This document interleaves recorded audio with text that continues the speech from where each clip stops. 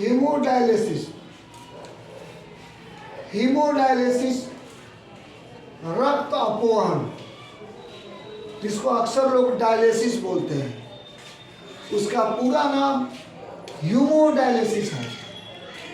रक्त अपोहन वृक्कों की कुसंक्रिया।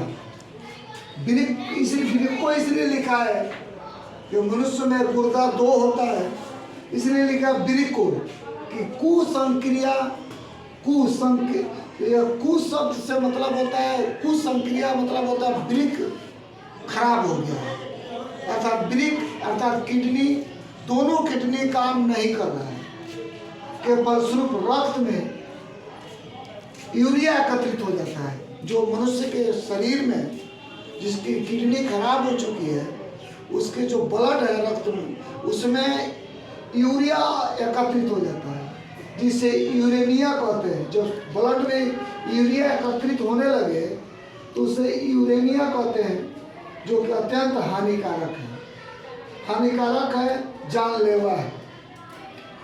मरीजों में यूरिया का निष्कासन हीमोडायलिसिस द्वारा होता है।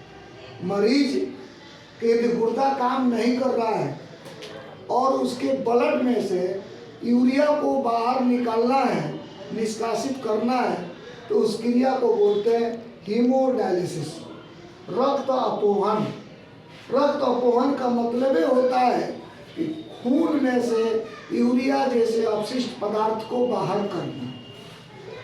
रक्त अपोहन में जो रक्त अपोहन क्रिया होता है, उसमें रोगी की धमनी से रक्त निकालकर, रोगी के जो धमनी होता है जिसमें ऑक्सीजन युक्त ब्लड जो होता है, वह ब्लड को एक तरफ से निकाला जाता है, उसमें हिपेरिन जैसा कोई थक्का रोधी पदार्थ मिलाकर, हिपोरिन हो या अन्य कोई हिपोरिन जैसे।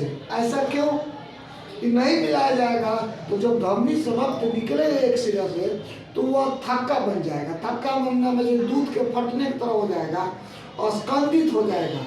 तो अस्कंदित न हो इसलिए उसमें हिपेरिन मिलाया जाता है।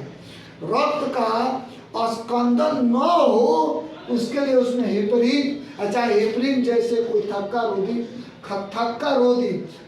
न होने दे, अस्कंदत न हो, दूध के फटने की तरह न हो, इसलिए मिलाया जाता है। अपवहनकारी तो जब मिला दिया जाता है तब वहाँ से अपवहनकारी इकाई में भेज दिया जाता है, जिसे कृत्रिम वृक्क कहते हैं। अपवहनकारी इकाई को ही आर्टिफिशियल किडनी बोलते हैं, कृत्रिम उपग्रह बोलते हैं, कृत्रिम वृक्क बोलते हैं। और कृत्रिम वृक्क में कुंडलित सेलोफोन नली होती है। कुंडलित मतलब क्वाइल नुमा ऐसे घिरा हुआ आपका सेलोफोन की नली होती है। यह ऐसे तरह से घिरी रहती है जिसका संगठन नाइट्रोजन अपशिष्ट को छोड़कर प्लाज्मा के समान होता है। अर्थात यह सेलोफेन नली जो होता है ऐसे द्रव से घिरी रहती है जिसमें नाइट्रोजन अपशिष्ट नहीं होता है और बाकी अन्य प्लाज्मा नुमा पदार्थ उसमें चारों तरफ घिरी रहते हैं।